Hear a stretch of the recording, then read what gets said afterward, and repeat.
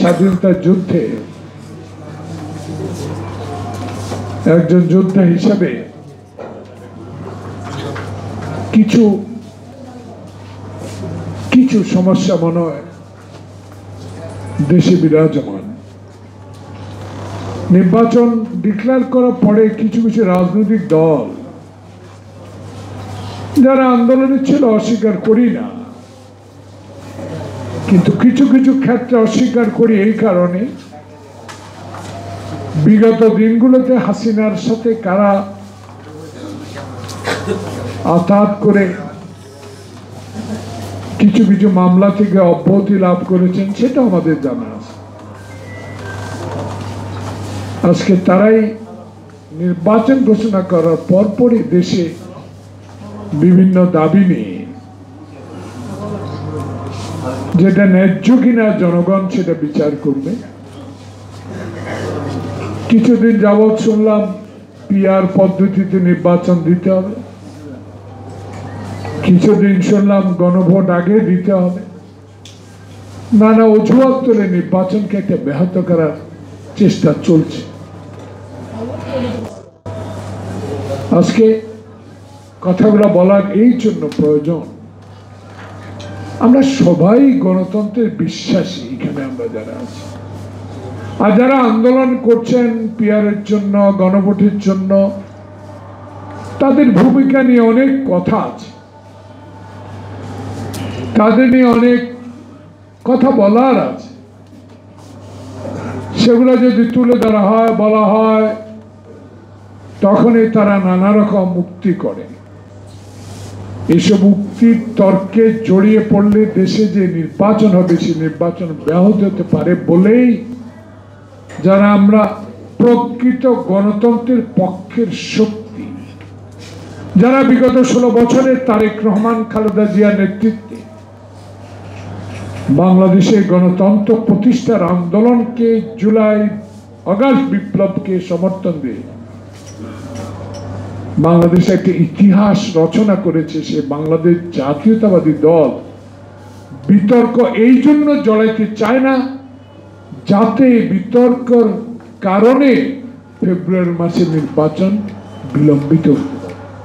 তা অনেক কিছু সহ্য করে যাচ্ছি, একটি মাত্র কারণ, অনেক মায়ের বুক আমরা খালি করেছি, অনেক ভাইয়ের রক্তে রঞ্জিত হয়েছে রাজপথ, অনেক মায়ের সন্তান গুম হয়েছে, অনেকে জেল খেটেছেন মাসের পর মাস, বছরের পর বছর, অনেকেই হাজার শত লক্ষ মামলা মাথা নিয়ে এক জেলা থেকে অন্য জেলা গিয়ে রিক্সা চালিয়ে জীবন যাপন করেছেন।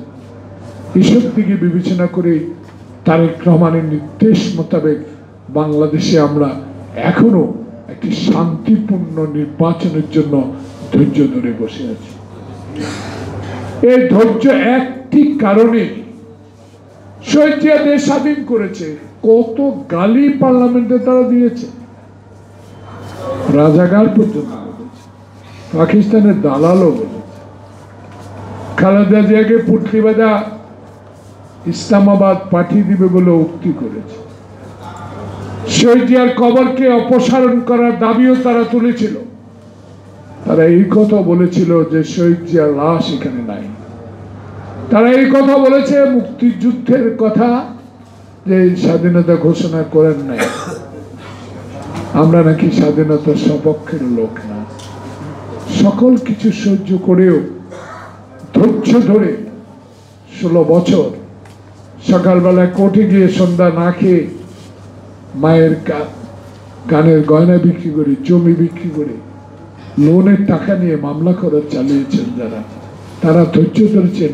তারেক রহমান বলেছে বিপ্লবের পর যেন কেউ কারো গায়ে হাত না উঠান, কেউ যেন কোনো আইন শৃঙ্খলা ভঙ্গ না করেন। সে কারণে এখনো বিএনপির একজন রাজনৈতিক কর্মী হিসেবে, আপনাদের মতো একজন নগণ্য রাজনৈতিক কর্মী হিসেবে সারা বাংলাদেশের বিএনপিকে, তারেক রহমানকে, খালেদা জিয়াকে ধন্যবাদ এই কারণে জানাই, আপনাদের নির্দেশ একটা কর্মী আমরা এখন পর্যন্ত অমান্য করি নাই। কারণ আমাদের লক্ষ্য একটা, শহীদ জিয়ার আদর্শ বাস্তবায়ন করব। বাংলাদেশে যেন আর গণতন্ত্র 1 মিনিটে কেউ হত্যা না করতে পারে, বাংলাদেশে যেন আর সংবাদপত্রের কণ্ঠ কেউ রোধ না করতে পারে, বাংলাদেশে যেন আর একদলীয় শাসন ব্যবস্থা কেউ কায়েম না করতে পারে, বাংলাদেশে যেন সকল পত্রিকা বন্ধ করে মাত্র 2-1টি পত্রিকা না রাখতে পারে, বাংলাদেশে যেন আওয়ামী লীগের মতো বিচার যদি পক্ষে না যায় এজলাসে লাঠি আর কেউ না মারতে পারে। সে কারণেই তো আমরা খালেদা জিয়ার নেত্রীর অসুস্থতার কারণে ভারপ্রাপ্ত চেয়ারম্যানের নির্দেশ অক্ষরে অক্ষরে পালন করে যে লোকটি 10,000 কিলোমিটার দূরে থেকে আত্মবিশ্বাস আপনাদের উপর রেখে যে আন্দোলনকে সফল করেছেন, তার আদেশ আমরা মেনে চলছি এই কারণে একটি নির্বাচনের জন্য। সেই নির্বাচন আমাদের ভরসা জনগণ, সেই নির্বাচনে আমাদের ভরসা আপনারা, যারা হাসিনার রক্ত চক্ষু উপেক্ষা করে পুলিশের লাঠির আঘাত সহ্য করে বাংলাদেশে এখনো টিকে আছেন। একটি কারণে, একটি আশার আলো এই ইউনূস সরকার আমাদেরকে দিবে। গুন্ডার ভোট হবে না, রাতে আর ভোট হবে না, আমার ভোট আমি দিব, আমার পছন্দের মতো আমি সরকার গড়ব, সেই পছন্দের সরকার হবে তারেক রহমান।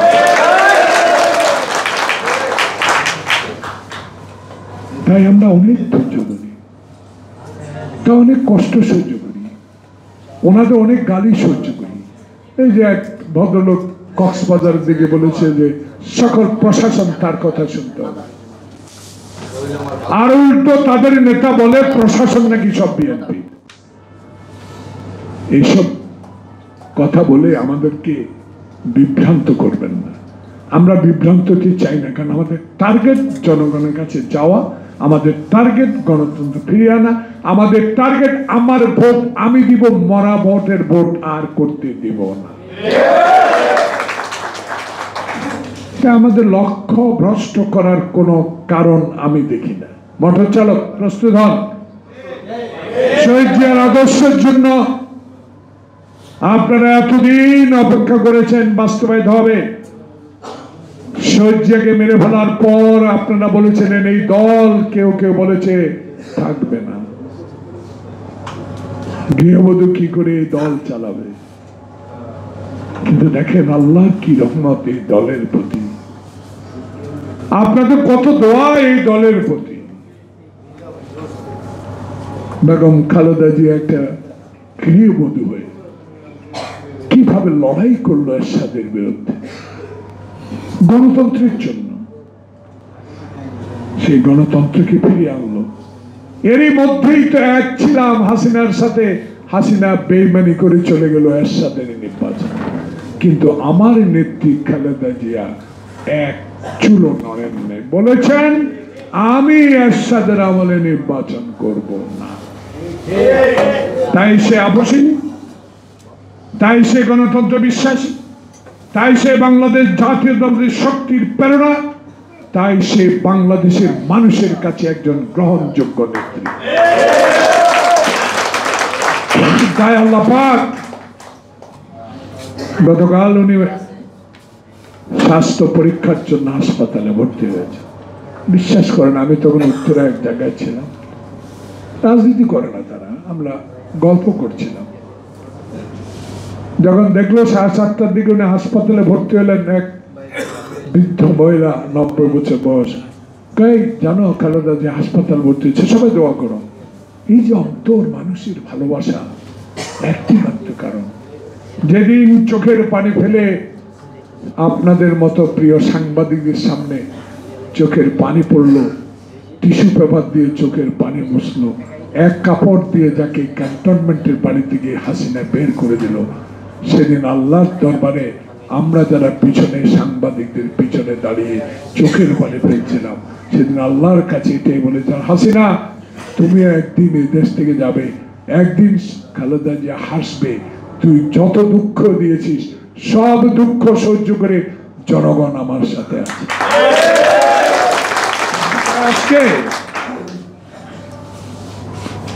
যারা এই নির্বাচনকে ব্যাহত করার অপচেষ্টায় লিপ্ত, দয়া করে বিরত থাকেন, অনুগ্রহ করে বিরত থাকেন। এমন বক্তব্য দিবেন না যে বক্তব্য জনগণ গ্রহণ করবে না। এমন কথা বলার দরকার নাই যে এখন তো হাসিনা নাই, কিন্তু এমন বক্তব্য দিয়ে হাসিনার লুকিয়ে থাকা লোকগুলোকে আবার তৎপর না করার অনুরোধ জানাচ্ছি। কারণ আপনাদের এসব বক্তব্য এরা আবার লাফাবে, এত কথা, হাসিনা হাসিনা মিছিল করবে, হাসিনা অবরোধ করবে, লকডাউন করবে, 10 দিনে তো এমন কিছু দেখিনি, এটা টুকটাক। তাই আমি মনে করি